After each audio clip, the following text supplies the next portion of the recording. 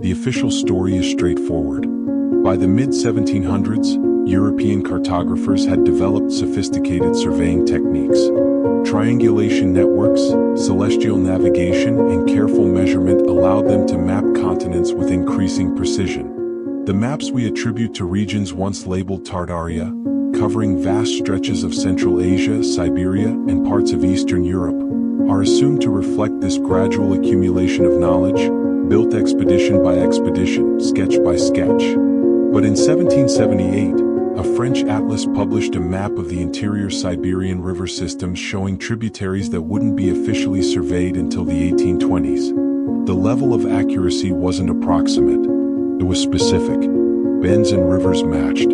Tributary junctions aligned. The map showed features that required boots on the ground. Features that, according to expedition records, no Western surveyor had yet reached.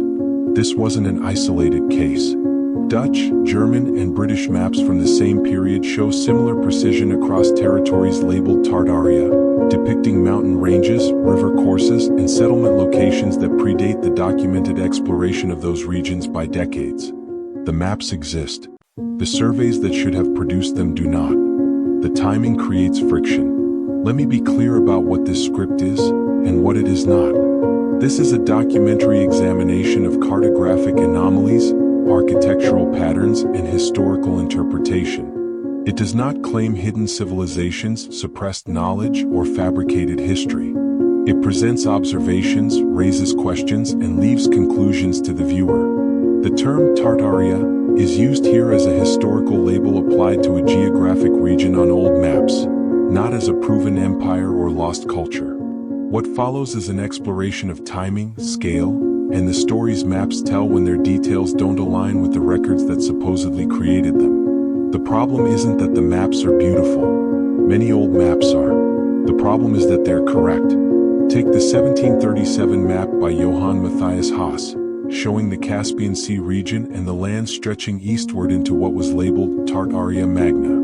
The coastline of the Caspian is rendered with a precision that matches modern satellite imaging more closely than it matches earlier European guesses.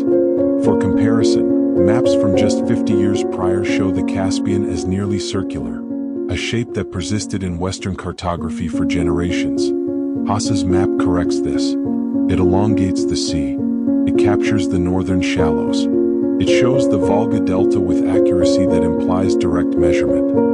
But Haas himself never traveled to the Caspian. And the Russian expeditions that would later survey the region in detail didn't begin until the 1760s, decades after his map was published. Where did the data come from? This pattern repeats. In 1754, the Danville map of Asia depicted the course of the Amur River with detail that wouldn't be confirmed by Russian explorers until the 1850s. The map shows the river's massive eastern bend, the locations of tributary confluences, and the approximate positions of settlements along its length. These weren't vague sketches.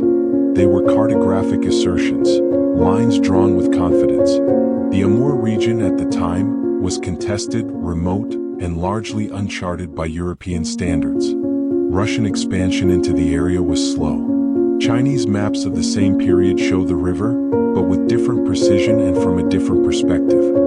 The Danville map, however, aligns more closely with later surveys than with any known source available in 1754. It implies the mapmaker had access to information that shouldn't yet exist. One explanation offered is that these maps relied on indigenous knowledge. Local guides, traders, and travelers who knew the land intimately and shared their understanding with European cartographers. This is plausible. Indigenous peoples had been navigating these regions for centuries. Their spatial knowledge was vast. But oral geographic knowledge doesn't typically translate into the kind of coordinate-based precision these maps display. Cartesian grids, latitude lines, and proportional scale require specific measurement systems. They require instruments. They require surveyors who record angles, distances, and celestial observations. The maps attributed to Tartaria don't look like compilations of oral testimony. They look like the output of systematic surveying, work that, according to the historical record, had not yet been performed. Another explanation is that earlier surveys existed but were lost or never formally documented. Perhaps Russian, Chinese, or Central Asian institutions conducted extensive mapping projects that went unrecorded in the archives we now study. Perhaps the data was transmitted through correspondence, private collections, or trade networks that left no paper trail.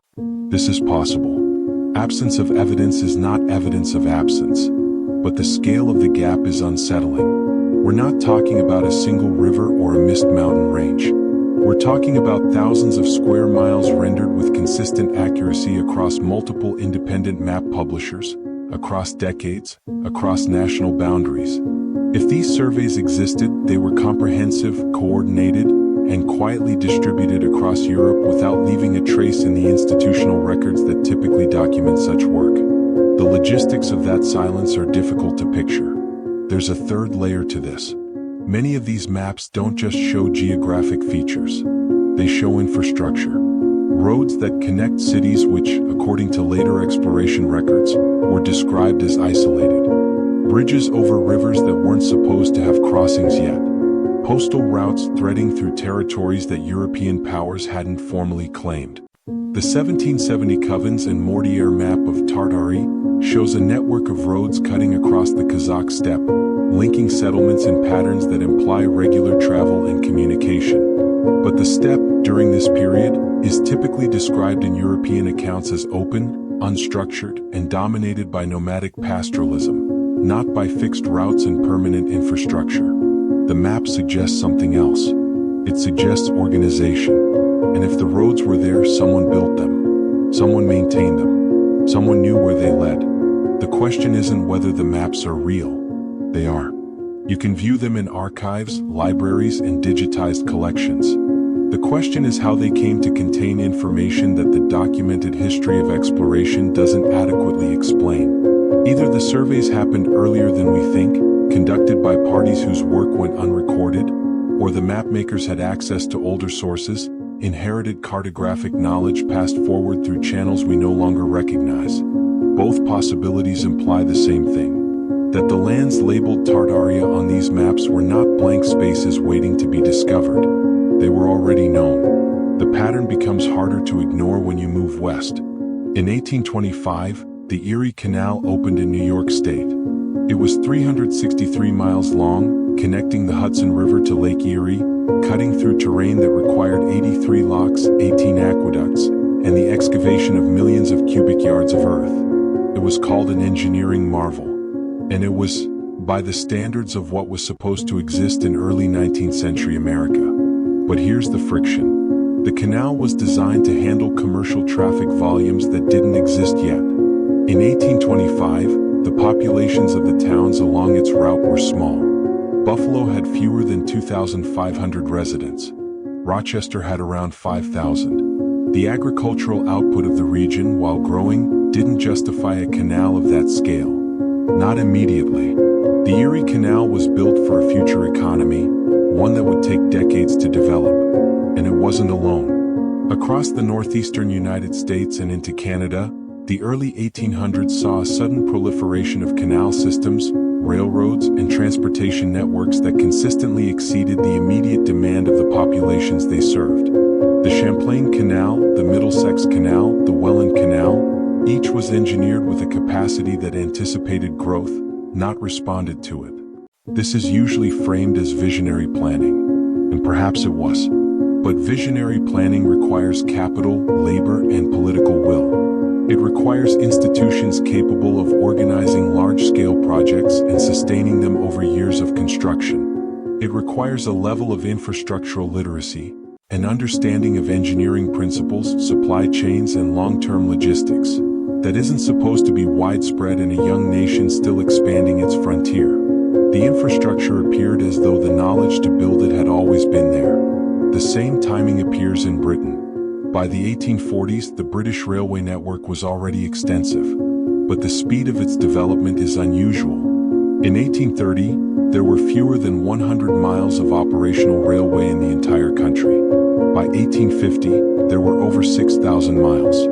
That's not gradual adoption. That's rapid deployment. And the infrastructure wasn't experimental. The tunnels, bridges, viaducts, and stations built during this period were engineered to standards that would remain in use for over a century. The Maidenhead Railway Bridge, completed in 1838, still carries trains today. Its design, flat elliptical arches spanning the Thames, was controversial at the time because engineers worried it wouldn't hold. Held. It's still holding. The early railways weren't prototypes. They were built as though the designers already knew what worked.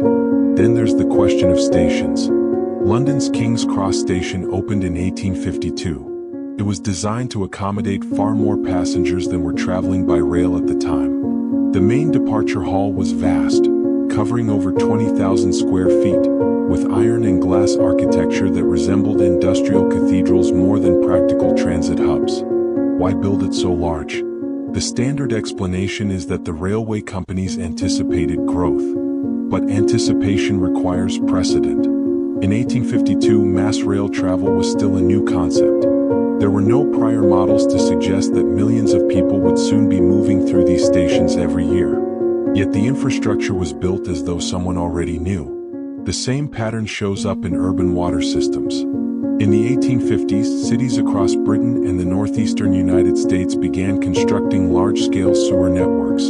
Underground systems designed with capacities that exceeded the populations they served. London's sewer system, designed by Joseph Bazalgette and completed in the 1860s, was built to handle the waste of a city nearly twice its size at the time. The justification was sanitation and cholera prevention, which were legitimate concerns. But the engineering itself, the scale, the coordinated construction, the integration of pumping stations and treatment flows, implied a level of infrastructural sophistication that appeared suddenly, without much visible buildup. It wasn't that cities had been gradually improving their sanitation for generations and finally perfected it. It was that they jumped from rudimentary systems, or no systems, to highly complex, centrally planned networks in the span of a decade or two. The knowledge seemed to arrive all at once. There's something else. During the same period, institutional architecture begins to standardize. Asylums, hospitals, prisons, and schools built between 1820 and 1860 across the US and UK share remarkably similar design principles. They favor symmetry, central administration blocks, radiating wings, and internal courtyards. They use brick or stone in repetitive modular patterns. They incorporate ventilation systems, internal plumbing, and heating infrastructure that, for the time, was advanced. These weren't random stylistic choices. They reflected a shared understanding of institutional design, one that prioritized control, observation, and efficiency. But where did that understanding come from? There's no single architect who designed all these buildings. There's no known central planning authority that dictated their form. Yet the consistency across regions, nations, and building types suggests a common source. Whether that's a shared architectural manual, a network of trained builders, or an inherited template. The buildings look like they were copied from something older. Back to the maps. If the cartographic detail of the 18th century reflected inherited knowledge, information passed down from earlier surveys or older civilizations, then the infrastructure of the 19th century might reflect something similar. Not that builders were copying lost blueprints, but that they were working within a framework of engineering knowledge that wasn't invented from scratch. This doesn't require conspiracy. It requires transmission. Knowledge moves. It spreads through books, through guilds, through migration, through trade. Sometimes it moves faster than the institutions that document it. Sometimes it arrives in places where it seems out of step with the surrounding development. And sometimes the infrastructure itself becomes the evidence. Consider grain storage. In the 1840s, massive grain elevators began appearing along the Great Lakes and the Erie Canal. These were not small wooden barns. They were industrial structures, multi-story buildings with mechanized lift systems, capable of storing thousands of bushels and loading ships in hours instead of days. The first steam-powered grain elevator was built in Buffalo in 1842. By 1850, there were dozens. But here's the question. Why build storage capacity on that scale before the grain economy had fully developed? The Midwest was still being settled. Large-scale wheat farming was just beginning. The rail lines that would later transport massive quantities of grain to the coast were still under construction. The storage infrastructure came first. It was built for an agricultural system that didn't fully exist yet, but would within a generation. The same thing happened with urban gas lighting. By the 1820s, gas streetlights were being installed in major cities across Britain and the eastern US. The systems required underground pipes, distribution networks, and central gasworks, complex infrastructure that needed to be planned, funded, and constructed before a single street lamp could be lit. But the demand for street lighting wasn't universal yet. Many neighborhoods were still using oil lamps or operating without illumination. Gas lighting was expensive. The return on investment wasn't immediate. Yet the infrastructure was built anyway, and built comprehensively, as though the planners assumed it would eventually be needed everywhere. Which of course it was. But the assumption itself is unusual. It implies confidence in a future that hadn't yet materialized. Whether this reflects inheritance or convergence is difficult to say, but the timing is consistent. In the decades following 1816, the year without a summer, caused by the eruption of Mount Tambora, there's a surge in large-scale infrastructure projects, institutional construction, and engineering works that exceed the immediate needs of the populations they serve. It's as though something shifted, as though the knowledge, the capacity, and the will to build on that scale all became available at once. The infrastructure didn't grow gradually.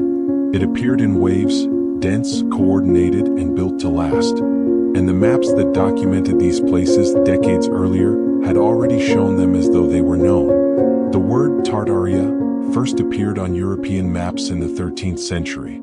It was a catch-all label for the vast, largely unmapped interior of Asia, territories beyond the familiar edges of trade routes and diplomatic contact. The name derived from Tatar, referring to Turkic and Mongol peoples, but on maps, it became a placeholder for uncertainty. By the 18th century, the term covered regions stretching from the Caspian Sea to the Pacific, from Siberia to the edges of Persia. It wasn't a political entity. It was a geographic designation, a way of saying, we know something is here, but we're not sure what. Over time, as those regions were explored, surveyed, and claimed by expanding empires, the label faded. By the mid-1800s, Tartaria had largely disappeared from cartography, replaced by more specific names: Russian territories, Chinese provinces, Central Asian khanates. But the maps remained, and so did the details they contained.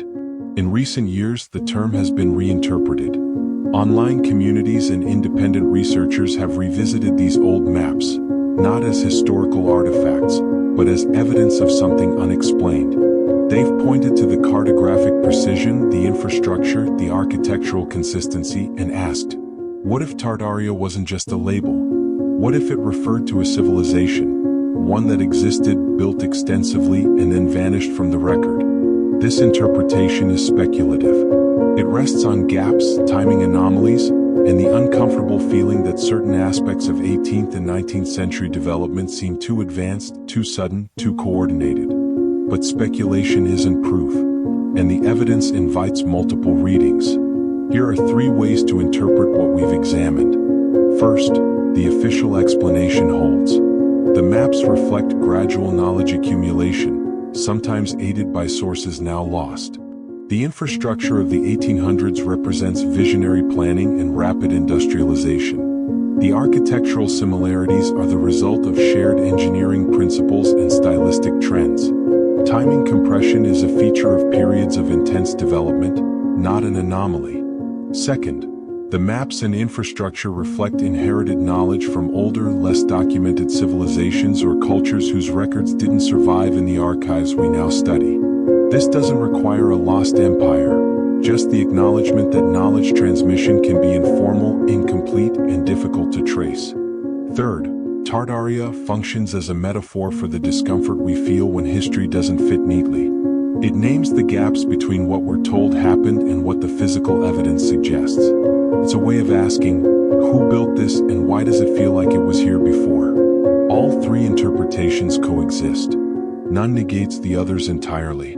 What remains consistent is this: the infrastructure exists, the maps exist, The timing raises questions that conventional explanations address but don't fully resolve. Maybe the answer lies in archives we haven't found yet. Maybe it lies in frameworks of understanding we've lost. Or maybe the discomfort itself is the point, a reminder that history, like cartography, is always a matter of what we choose to see, what we choose to record, and what we allow to fade. The maps were drawn with detail surveyors hadn't yet collected.